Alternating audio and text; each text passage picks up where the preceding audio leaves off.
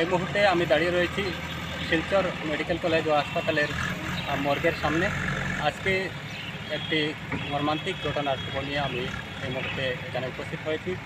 গত মঙ্গলবার একটি মর্মান্তিক স্কুটি দুর্ঘটনায় সুনাইয়ের নবদ্বীপগ্রাম চতুর্থ খণ্ডের বাসিন্দা দুই যুবক গুরুতরভাবে আহত হন এবং তারপর তাদেরকে উদ্ধার করে শিলচর মেডিকেল কলেজ ও হাসপাতালে নিয়ে আসার পথে দুটি অ্যাম্বুলেন্স বিকল হয় এবং ৩ নম্বর অ্যাম্বুলেন্স দিয়ে তাদেরকে প্রায় ৩ ঘন্টা পর শিলচর মেডিকেল কলেজ ও হাসপাতালে নিয়ে আসা হয়।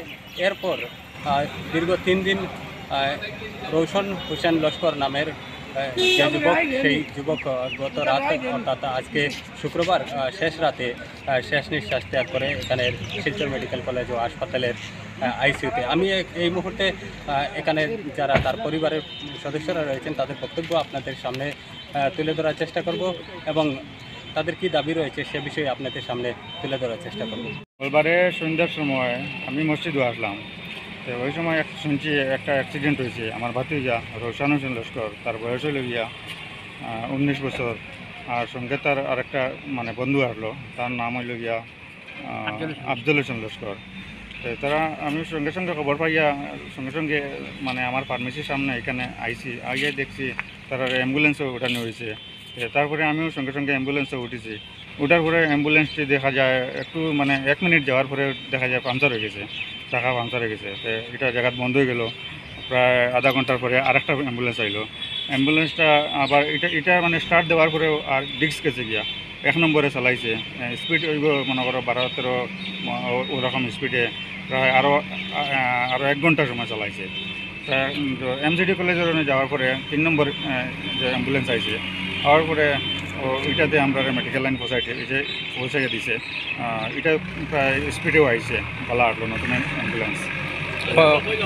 কয়টার সময় গিয়ে পড়ছে? অনুমানিক তো প্রায় রাস্তা তো মোটামুটি আমরা প্রায় 3 ঘন্টা লেট হয়ে গেছে গিয়া। এরপরে আমরা মেডিকেল কলেজে তো অ্যাডমিশন নেওয়ার পরে তো করা হয়েছে।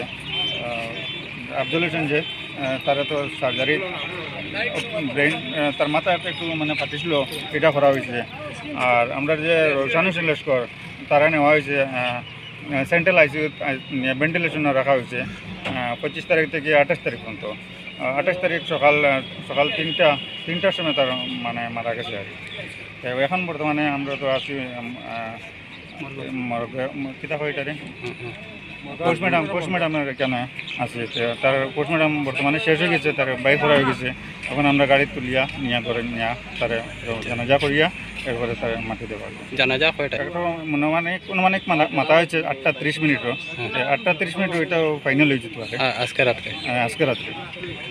আমাদের একটা রিকোয়েস্ট যে প্রশাসনের কাছে ও সরকারের কাছে, আমরা সিএম স্যারের কাছে, যে এই ধরনের অ্যাম্বুলেন্স যে মার্কেটে ছাড়াটা হয়েছে না বা এই যে হসপিটালে দেওয়াটা হয়েছে না, ভালো ভালো অ্যাম্বুলেন্স দিলে।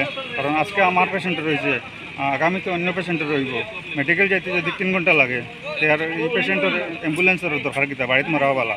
আপনার বাড়ি মেডিকেল থেকে কত দূর? আমার তো বাড়ি মেডিকেল থেকে প্রায় 27 কিলোমিটার ডিস্টেন্স আছে, 27 কিলোমিটার দূরে আছে। আচ্ছা, যে গত মঙ্গলবার ঘটনায় মঙ্গলবার যে আজিম ভাই ছেলের যে মর্মান্তিক ঘটনা, আমরা গ্রামের প্রত্যেক মানুষ শোকাহত, আর বর্তমানে আমরা শোকাহত।